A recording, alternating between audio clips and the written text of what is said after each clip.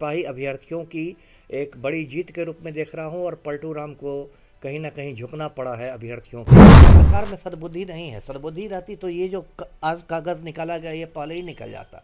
और सरकार जो हो गई है वो लात का भूत हो गई है। जब कहते हैं ना, लात का भूत बात से नहीं मानता। इस पत्र के द्वारा ये कहा गया है कि 9 दिसंबर से जो शारीरिक परीक्षा आरंभ हो रही है उसमें यदि किसी का एनसीएल और ईडब्ल्यूएस वगैरह जो है, यदि वो मान लीजिए करंट भी रहेगा तो इस आधार पर उनको मतलब अयोग्य घोषित नहीं किया जाएगा, यानी उनकी छटनी नहीं होगी। बिहार में सिपाही भर्ती परीक्षा को देखते हुए देखिए लगातार अभ्यर्थी आंदोलनरत थे।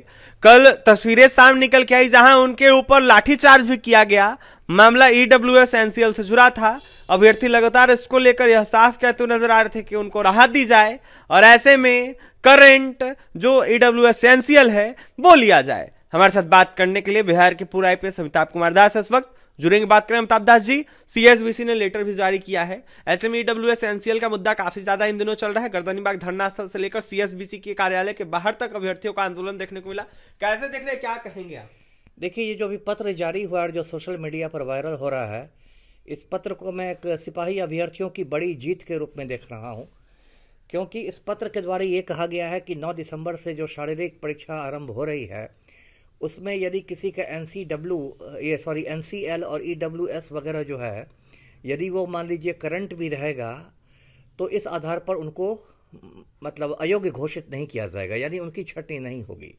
और अब क्या किया है सिपाही भर्ती बोर्ड ने, क्या किया है कि यह मामला सामान्य प्रशासन विभाग के मतलब समझिए आप पाले में फेंक दिया है और सामान्य प्रशासन विभाग से मार्गदर्शन मांगा गया है। तो इसको मतलब पूरी संभावना ये है कि सामान्य प्रशासन विभाग भी ये मान जाएगा, जो अभ्यर्थियों की मांग है कि जो करंट एनसीएल है और ईडब्ल्यूएस है वो मतलब वो भी मान्य हो। तो ये भी जो अभी तो पत्र निकला है, मतलब आज गर्मा गर्म पत्र है, 4 दिसंबर का ही आज का है। इसे मैं सिपाही अभ्यर्थियों की एक बड़ी जीत के रूप में देख रहा हूँ और पलटू राम को कहीं ना कहीं झुकना पड़ा है अभ्यर्थियों के आगे। जी, लगातार अभ्यर्थी आंदोलनरत थे, आंदोलन भी कर रहे थे। क्या उनकी अब मांग पूरी हो जाएगी जो मांग कर रहे थे? हाँ, अब इस पत्र को देखने के बाद इसकी संभावना प्रबल हो गई है कि अभी उनकी मांग पूरी हो जाएगी, क्योंकि देखिए ये तो चयन पर्षद ने अभी ये कह दिया है कि अयोग्य घोषित नहीं किया जाएगा यदि आपका करंट भी ये है। और चयन पर्षद ने सामान्य प्रशासन विभाग से मांगा है, वो भी बिहार सरकार के ही अधीन है। तो पूरी तरह से अब इस बात की संभावना है कि सामान्य प्रशासन विभाग वो मान जाएगा और अभ्यर्थियों का अब ये जो टेंशन था, एक तरह से मैं समझ रहा हूँ कि उसको वो टेंशन खत्म होता दिखाई दे रहा है। शिक्षक माफियाओं पर भी आरोप लग रहे थे। इसको देखते हुए कहा जा रहा था कि सीट बेचने की कोशिश की जा रही है सरकार के द्वारा, चयन परिषद के द्वारा। देखिए, ऐसा है कि बिहार में इतना ज़्यादा शिक्षा माफिया हावी हो गया है कि मतलब इस तरह के बराबर लोगों में संदेह आते रहते हैं, मतलब एक पैटर्न बन गया। अभी देखिए 1-2 रोज़ पहले ही एक और परीक्षा का पेपर लीक हुआ है। ये जो कम्युनिटी हेल्थ ऑफिसर की परीक्षा होती है, सीएचओ की परीक्षा, उसमें 4500 रिक्तियाँ थी, 4500 रिक्तियाँ थी और उसमें भी ईओयू का छापा पड़ा, पटना पुलिस का छापा पड़ा और उसको रद्द कर दिया गया।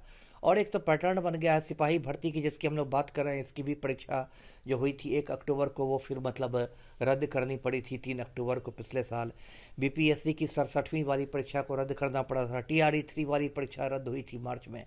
तो बिहार में तो शिक्षा माफिया इतना सक्रिय है। अब तक देखिए संजीव मुखिया नहीं गिरफ्तार हुआ है, जो पेपर लीक का जो मास्टरमाइंड होता है वो अब तक फरार है। अमिताभ दास जी, हमेशा आंदोलन अभ्यर्थी करते हैं तभी सरकार को झुकना पड़ता है, ऐसा क्यों नहीं सरकार पहले फैसला लेती है? क्यों नहीं सरकार आखिरकार अभ्यर्थियों के हित में हमेशा फैसला लेती है? हमेशा क्यों उनके परे काम करती है? बिल्कुल सही कहा आपने। देखिए, सरकार में सद्बुद्धि नहीं है। सद्बुद्धि रहती तो ये जो आज कागज़ निकाला गया ये पहले ही निकल जाता। और सरकार जो हो गई है वो लात का भूत हो गई है। जब कहते हैं ना, लात का भूत बात से नहीं मानता है। तो अभी भी यदि सरकार झुकी है तो इसकी ये वजह है कि 11 महीने बाद मतलब बिहार में चुनाव होने हैं और सरकार ऐसी स्थिति में युवाओं को बहुत ज़्यादा नाराज़ नहीं कर सकती, क्योंकि जो अभ्यर्थी हैं वो मतदाता भी हैं। अब तो 18 साल की उम्र में ही लोग मतदाता बन जाते हैं। तो लेकिन देखिए एक पैटर्न बन गया। भूमि सर्वेक्षण में भी सरकार को पीछे हटना पड़ा है ना। 6 महीने की अब रोक लगा दी गई है, कल का जो कैबिनेट वाला हुआ है उसमें भी सरकार शुरू में ऐसे ही आगे बढ़ी थी, इसमें भी एक तरह से सरकार को पीछे हटना पड़ा है।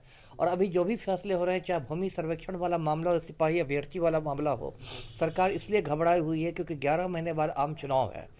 और मैं लगातार बोल रहा था कि यदि बिहार के बेरोजगार एक हो जाए तो मुख्यमंत्री को बेरोजगार कर देंगे। अमिताभ जी, क्योंकि देखा जाए तो 9 तारीख को फिजिकल टेस्ट भी होना है, और ऐसे में इस तरीके का पत्र निकलना अभ्यर्थियों के लिए अच्छी बातें हैं। हाँ, ये इसको मैं बहुत बड़ी मतलब जीत मान रहा हूँ। अभ्यर्थियों को संदेश क्या देंगे?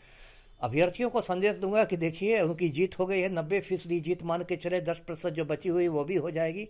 वो लोग मतलब डटे रहे अपनी मांग पर। बस यही कहूंगा कि जो भी प्रदर्शन करें वो शांतिपूर्ण हो, पीसफुल हो, कानून के दायरे में हो। जी, पीसफुल हो, कानून के दायरे में प्रदर्शन हो, और कहीं ना कहीं शांतिपूर्ण प्रदर्शन अभ्यर्थी करे। हमारे साथ बात करने के लिए बिहार के पूर्व IPS अमिताभ कुमार दास थे। EWS NCL को लेकर अपनी बातें रखते, वही पत्र जिस तरीके से जारी हुआ इसको लेकर क्या कुछ करते आपने सुना है। ऐसे में 90% जीत की बातें करते हैं, साफ करते कि माना जाए तो इस तरीके से पत्र जारी हुआ, इससे साफ व्यतीत होता है कि 90% अभ्यर्थियों की जीत हुई है। अभ्यर्थी ऐसे में शांत ना बैठे, वो लगातार अपनी मांगे लगातार करते रहे।